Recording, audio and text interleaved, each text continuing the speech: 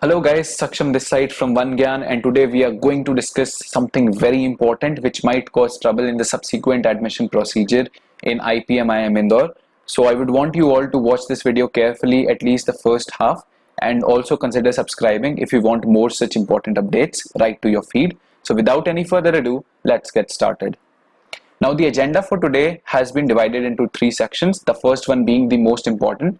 So we are going to discuss the IPMAT IIM Indore's marks discrepancy solution. This has been a problem with specifically with IIM Rohtak's IPM program, and some people have gotten their admission letter retracted because of this. So we are going to discuss as to how you avoid the same situation in IIM Indore.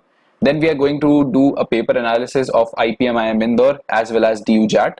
And third point and our last point would be the IIM Rohtak's waitlist movement, an update regarding that. So let's jump into it. So first of all, IPM IIM Indore's marks discrepancy solution. See, many of you don't realize, but it has already been mentioned in their admission procedure PDF that you have to consider all the subjects while calculating your aggregate. So if I go to the website, so on the website over here, you'll find admission procedure for IPM 2020 to 25 batch for domestic applicants. You open this document and you read the note 2. The percentage of marks obtained by the candidate in 10th and 12th standard would be calculated based on the aggregate marks of all subjects that appear in the mark sheet, grade sheet, irrespective of board's regulation. In case of candidates are awarded letter grades or grade points instead of marks, the conversion of grades to percentage of marks would be based on the procedure certified by the board/competent authority explaining the method of conversion from where they have obtained the certificate. Right. So it is very clear that despite having, let's say, an additional subject which the board might consider as additional, you still have to take that into consideration while calculating your aggregate. Also, if you have been given CGPA, in that case, you have to convert the CGPA into percentage, and that is going to be conforming to the standards which are prescribed by the board. So for CBSE, it is by multiplying by 9.5. Now, a lot of people in IIM Rohtak, what they did was, they did not really read this. This point was there in IIM Rohtak's admission procedure as well, but they did not read it, and because of that, they made a mistake and they did not consider their sixth subject while calculating their average or their overall percentage, because of which IIM Rohtak retracted the admission offer letters given to those students. Usually that is not the case. It did not happen earlier. Reason being, up until last year, all the verification used to happen during interview. But because of the COVID situation, it could not happen, and that is why this just became a disaster. So I don't want the same happening to you in IIM Indore as well. So make sure that you are fixing it up before anything wrong happens. Now, how do you do that? See, first of all, they have only asked for your class 10th marks so far. And if you have a discrepancy in your class 10th marks as well, please mail their helpline. So especially people from Maharashtra board, in your mark sheet of 10th, you will have an overall percentage which does not consider your sixth subject. Your board itself does not consider that. But when you are filling it in your form, please make sure that you are considering that sixth subject as well. So just mail about it to the IPM helpline so that they can reconsider your marks. So a lot of people I know have already mailed, and the reply that they have gotten was that you cannot really edit your application details once the form has been filled.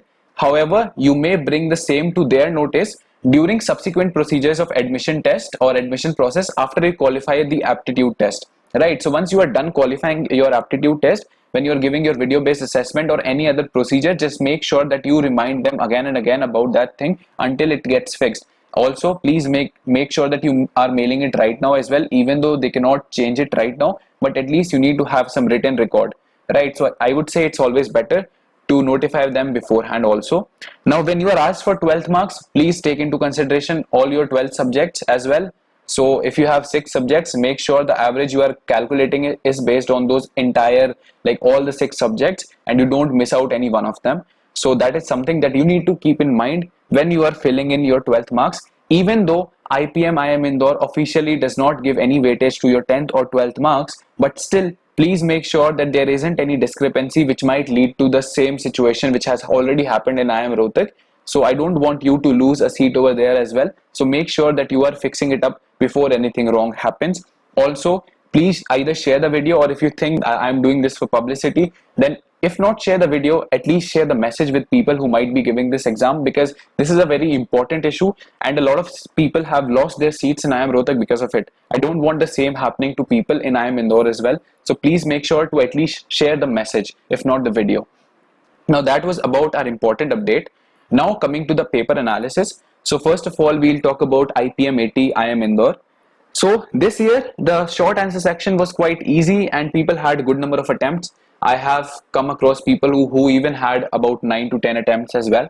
But yeah, overall the paper was, at least from the quants perspective, from short answers section perspective, it was easier than last year. If I talk about the MCQ quants, it was moderate to difficult, and cutoffs are going to be around short answer question only, although more number of questions were available in the MCQ section. But because the section was quite tricky, people could not really attempt much of it. So the cutoffs are going to be more or less the same for both the sections.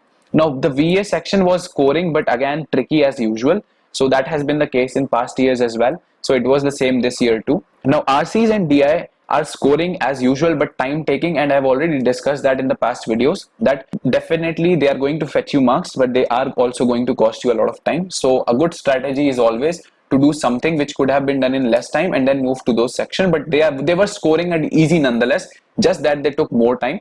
Now people who essentially lost a lot of time in the DI section or the DI questions were the ones who used on-screen calculator to do the calculations. See, I thought this is something evident and your coaching institutes might have already told, but on-screen calculator is nothing but a scam. If you're using that for basic calculations as well, you are losing time, because that thing does not work well. It takes a lot of time to do calculation on that. I would rather do it in my mind and then come to a conclusion, and I can calculate faster than that if the calculations are basic. So for basic calculations, please do not use on-screen calculator. If you have already used it, fair enough. But if you give any entrance in the future, then make sure that you don't do that mistake again. Now DUJAT paper analysis. So this was a very unexpected paper. Unexpected in the sense that there were more number of questions from quants and LR as compared to last year's. So about 70% of the paper consisted of questions from quants and LR, which is a lot. Now GK and VA were there. They were easy questions, but the section, they did not carry much weightage. So GK was essentially about 10-15%, then again 15-20% was your verbal ability. So even though they were easy, they could not fetch you much marks. So the focus for this paper was on quants and LR. Now some questions of quants were tricky and from higher math. So that is what made this paper difficult. So the overall difficulty of the paper was higher than last year.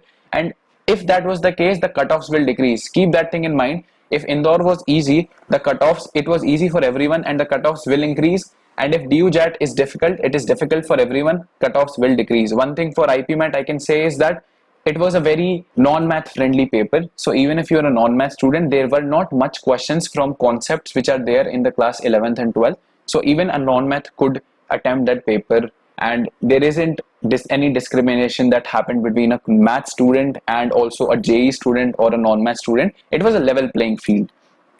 Now people will ask me for the cutoffs. See, I could have given you a number and I still will, but quantifying the results is hard for this year, especially mainly because there were two papers on the same date. I'm not sure which paper was preferred more by people, although I'm almost sure that more people would have given IIM Indore's IPMAT than DUJAT, but still I am not sure about the exact numbers, so I don't know about the competition level. Then some people did not even appear for the exam because of their safety concerns, so again the competition was reduced by that. But at the same time, there were changes in pattern, there was change in difficulty in both the exams. So quantifying that is a little hard, but I would still say if you're scoring anything above 150 in IIM Indore's IPM, you stand a good chance of converting the final offer. I'm talking about the final offer and not the cutoff.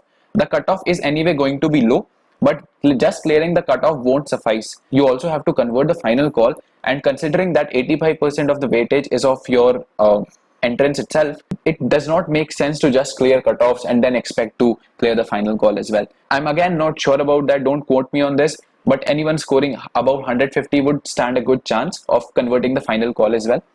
Talking about DUJAT, if you have had about 65-70 attempts or like in that range, if you have like about 60 net correct questions or you have about 70-80 attempts with a good accuracy, you stand a good chance of converting the paper again, because of course the cutoffs are going to be less for this year, mainly because the difficulty was a lot higher.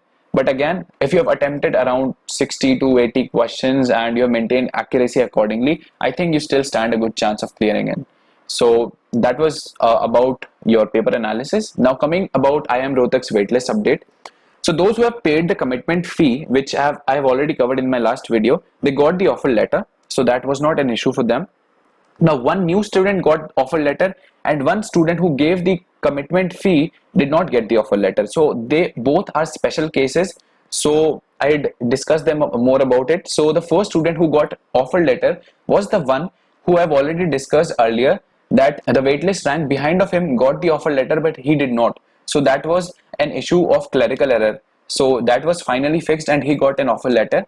And the other problem, the person who got the commitment letter but hasn't gotten the offer letter yet, he has some problems with his again marks discrepancy issue, but like we are trying to figure it out. And because he has already mailed it way back, so maybe he will still have a chance of converting, because he hasn't gotten any rejection letter as of now, but he has also not been given the offer letter as of now. So we are not sure about how the things are going to unfold. I hope that he does get the offer letter though. So the orientation is scheduled for tomorrow, and from that what I think is that the number of seats remaining is a lot less, and if any seats are remaining and they are to be filled, the calls might be made till tomorrow noon. After that, please do not expect that Rohtak will call you or call more people in for their program. Maybe there's a small chance that some people might be unaware of this marks discrepancy issue, because of which they would have just paid the fee and now they will do their registration tomorrow, and then the institute will verify the mark. They, in case they choose to debar those people from the institute, then maybe they will call new students, but again that is a very small possibility. I cannot really assure you about it, so just expect any call up until tomorrow 12 noon. Other than that, just move ahead. You have a lot more options available to you. Focus on those. And finally, most of you have gotten your entrances over, so just enjoy your life. You have already toiled hard enough for the past few months for these entrances, and now they're finally over. Although some of you are also going to give a lot more entrances, be it CLAT, be it your IPU's CET. So for those people, just study a bit more and get through them, and after them you also can enjoy. So that was it from my side. Thanks for listening to me patiently. If you have any question, if you think there is something that I did not cover, you can leave it down in the comment section or reach out to me on my social handles. Again, I would highly recommend you to share this particular video, because of the fact that it contains some important information. If not share the video, at least share the message. You can as well subscribe for more such important updates. I'll see you in the next video. Have a good day. Goodbye for now.